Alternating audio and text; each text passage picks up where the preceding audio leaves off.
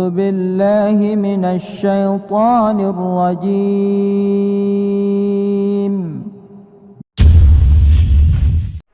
Setelah melewati masa-masa kejayaan dinasti Umayyah di tahun-tahun sebelumnya, wafatnya Khalifah Hisam bin Abdul Malik setelah berkuasa sekitar 19 tahun menandai berakhirnya masa kejayaan dinasti Umayyah. Setelah itu, dinasti Umayyah memasuki masa-masa awal kehancurannya. Hisam wafat pada 6 Februari tahun 743 Masehi bertepatan dengan tahun 125 Hijrah atau 7 tahun sebelum dinasti Umayyah tumbang pada tahun 750 Masehi. Hisam digantikan oleh keponakannya, Al-Walid bin Yazid bin Abdul Malik, yang dikenal dengan julukan Al-Walid II, untuk membedakannya dengan Khalifah Al-Walid bin Abdul Malik.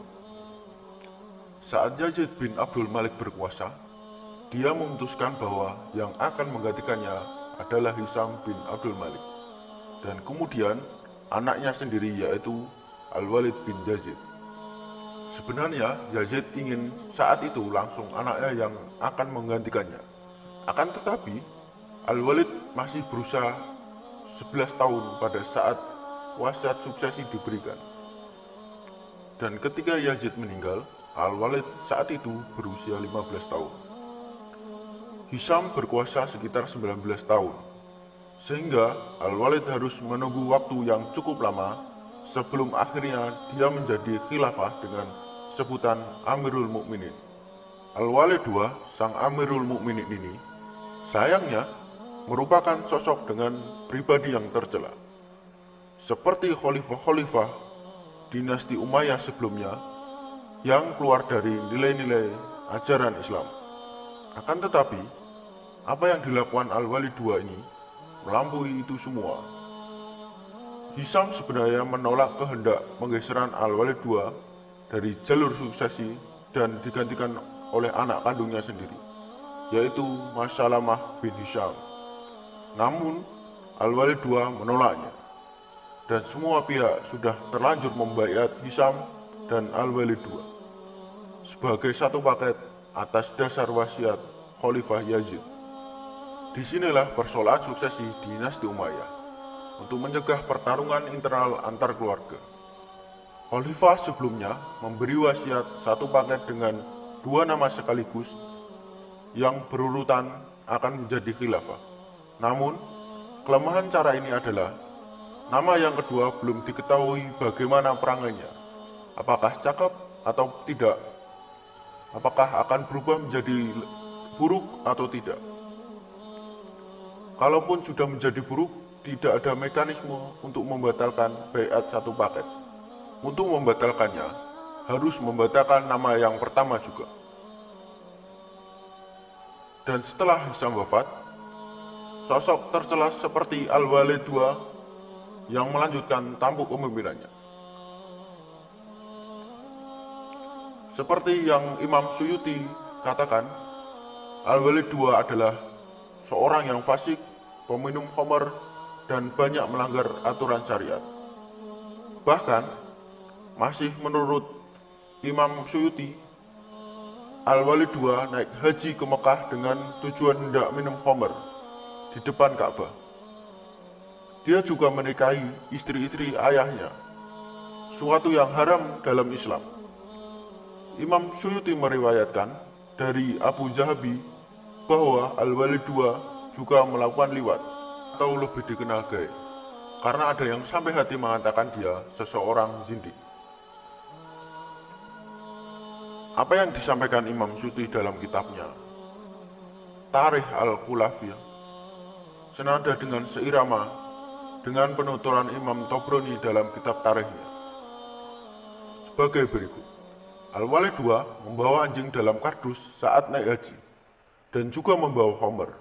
Bahkan dia membawa kanopi seukuran Ka'bah, dan bermaksud menutupi Ka'bah dengan kanopi, lalu dia duduk di atas kanopi tersebut. Syukurlah kawannya mencegah sehingga kanopi itu hanya ditaruh di depan Ka'bah. Imam At-Tabari mengatakan, masih banyak peristiwa-peristiwa tercela lainnya. Namun dia tidak mau mengotori isi kitabnya dengan menulis semua perilaku buruk Al-Walid II. Dengan kata lain, Al-Walid II bukan hanya melanggar syariat Islam, tapi juga berani menantang dan mengolok-olok agama Allah. Dia tidak takut dosa.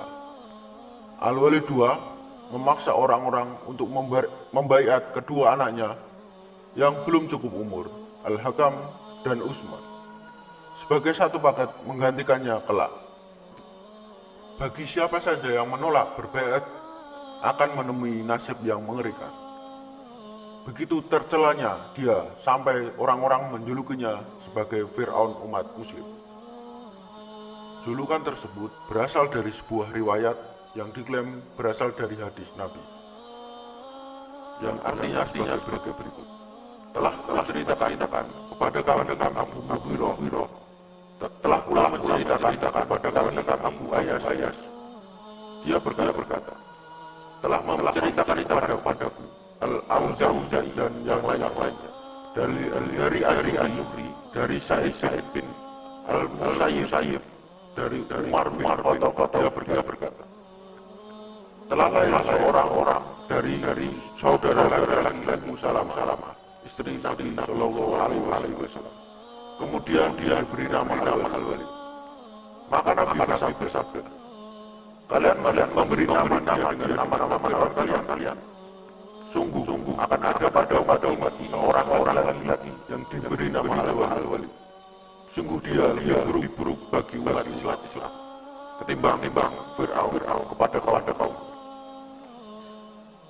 Hadis di atas terdapat dalam Musnad Ahmad, hadis nomor 104. Para ulama mengomentari apakah Al-Walid yang dimaksud adalah Al-Walid 1 atau Al-Walid 2. Namun, mayoritas beranggapan ini berunjuk kepada Al-Walid 2. Al-Walid 2 menaikkan gaji tentara untuk membeli loyalitas mereka.